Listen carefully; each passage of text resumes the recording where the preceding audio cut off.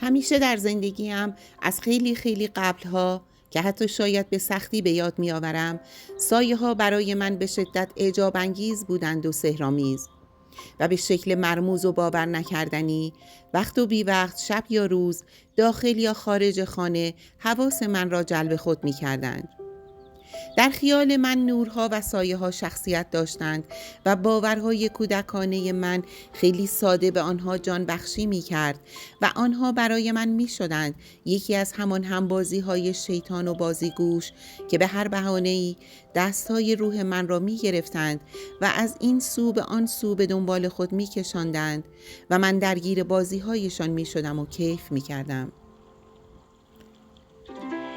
سر می‌خوردم در دنیایی که خالی بود از همه جزئیاتی چون رنگ، فرم، بو، صدا و تنها بیان ساده، تجریدی و تکرنگی به حساب می آمد از یک واقعیت کل. من سایه ها را دنبال می کردم روی زمین، روی دیوار، روی سطح برف، روی سطح آب، لابلای شاخه ها و برگ های درختان و همیشه در بی صداییشان هیاهویی بزرگ به گوشم می رسید. سایه ها با من بودند و من بعدها با ابعاد بیشتری از آنها آشنا شدم. در نقاشی مفاهیم تازه و کاربردی از نور و سایه را یاد گرفتم و در مطالعه دیگر رشته‌های هنری به خصوص معماری، سینما و تئاتر به قدرت غیر قابل باور و تأثیر نور و سایه در انتقال مفاهیم بنیادی هنری پی بردم.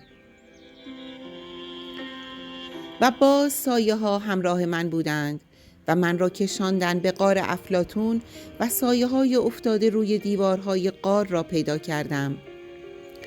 بعد نوبت رسید به یونگ و فروید و معنی سایه های شخصیت.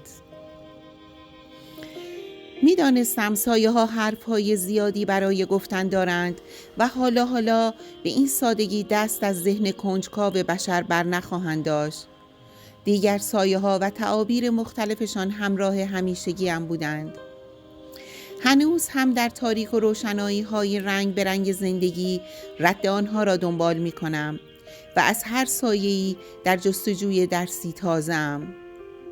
و بارها با خودم این فکر را می کنم که شاید ما و تمام جهان پیرامونمان با تمام قطعیت‌هایی که اینطور به آن نسبت داده ایم تنها سایه‌ای از یک جهان دیگر باشیم که بر دیوارهای غاری افتاده ایم. کسی چه می‌داند؟ شاید ما تنها نظاره‌گر سایه ها هستیم. شاید ما خودمان سایه ایم.